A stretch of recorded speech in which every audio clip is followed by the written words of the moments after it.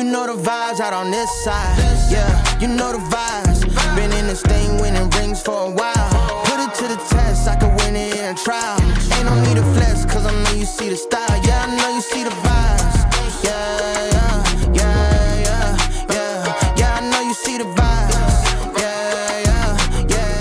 Hey, what's up guys? So I landed in Punta Cana, Dominican Republic. I'm here on a vacation and I'm going to let you guys know if Punta Cana is still worth it. So in this video, I'm going to touch on the things like the beach, the food, the accommodation, the local experience, and the nightlife. So if you think about visiting Punta Cana in the future, this video is for you. Now, let's go ahead and get into it. So my first impression about Punta Cana was not what I was expecting. It totally blew my mind away.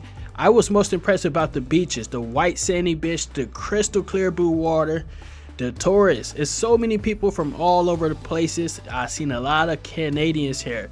They even call it Punta Canada. But yeah, I love it here. The vibe is really nice. The local people are friendly. So all in all, the place really surprised me and I was happy to be here from the jump.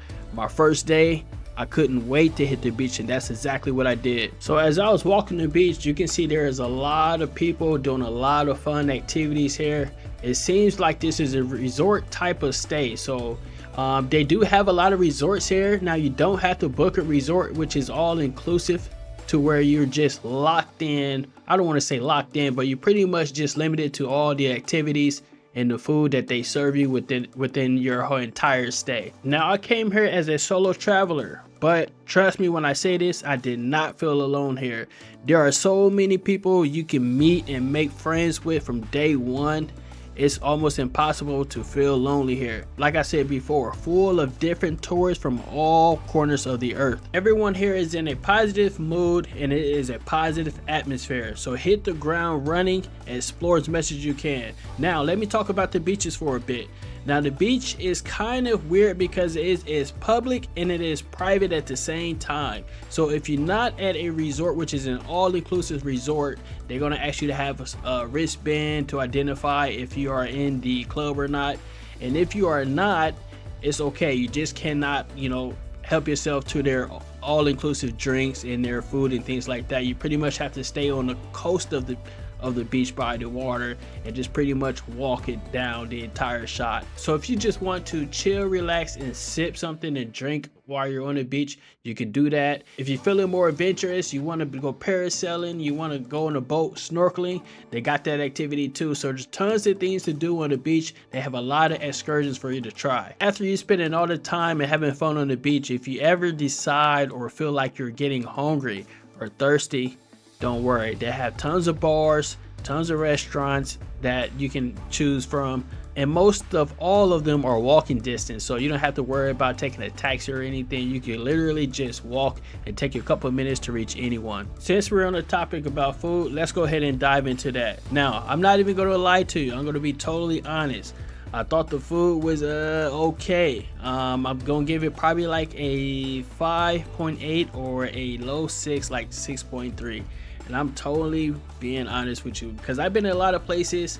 The food wasn't just that special to me. Now with that being said, that's my experience on the beach restaurants. Now for the better restaurants, I did have some great food that was off the beach and more in the inland, and I'm going to get to that in a minute. But first, let me talk about the place that I really enjoyed on the beach, and if you guys ever on the beach, you should stop by and try it. They have some great drinks. I went there probably like 3 days in a row and got the same thing, the pina colada. Here it is in my hand. The server came, she brought it to me. I ordered maybe some fries with it, but it was probably about like $14.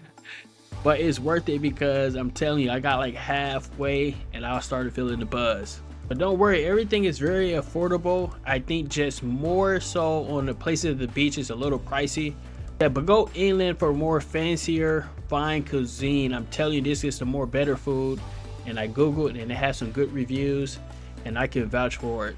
The restaurants do open up late, as late as to midnight. Some you have to make reservations for, some you do not. So pretty much you can just walk and try to find a restaurant you particular are looking for. All right, so let's go ahead and talk about the local life or the local experience. So I didn't just spend my entire time in Punta Cana on the beach.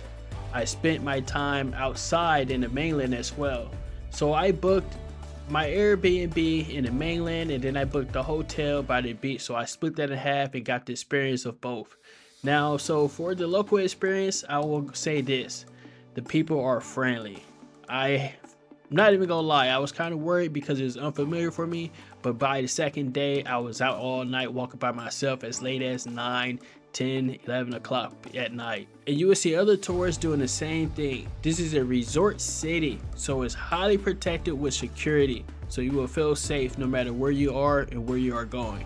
As far as the language barrier, there are some who speak English, so you do not have to have Spanish or no Spanish to get your point across or ask for any directions like that. There are some cases that I did come across some people who did not speak English, and I had to resort to a Google translator, but you know, that always works and it seems to get the job done. So I would really recommend you guys to try both.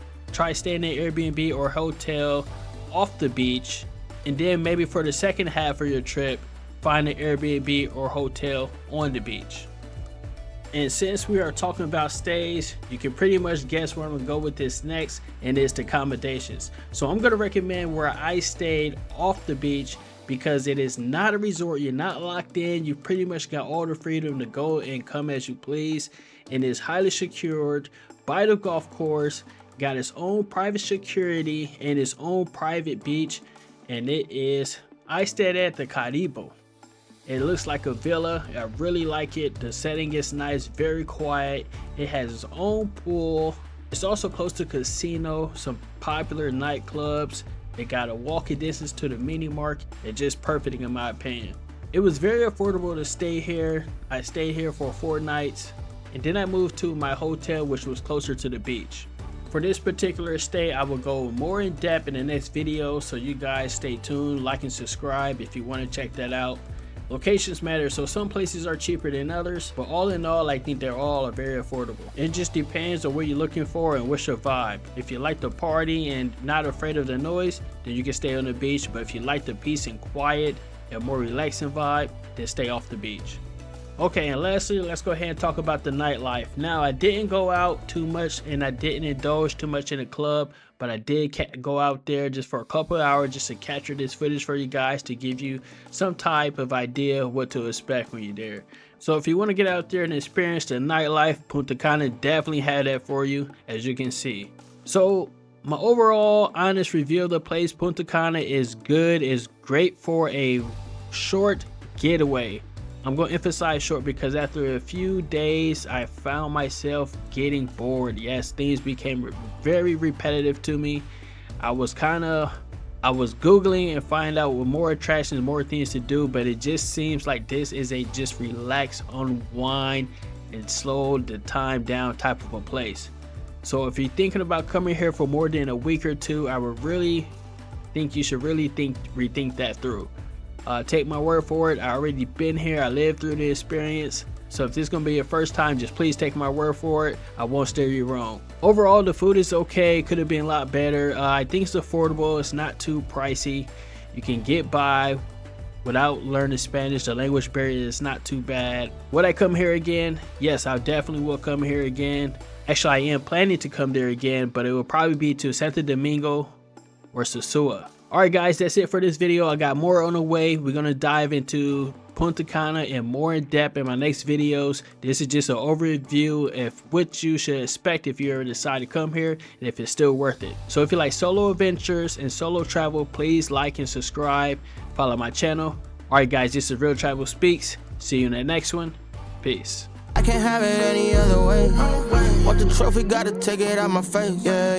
You ain't serious, then get up out the way. This is really what I do, so it's more than just a game. Yeah. Top 10, not 10. Running up the score to know I'm locked in. You ain't on the team, cause you not him. If you ain't us, then you not them. Yeah, you know the vibes. Been in this thing winning rings for a while. Put it to the test, I could win it in a trial.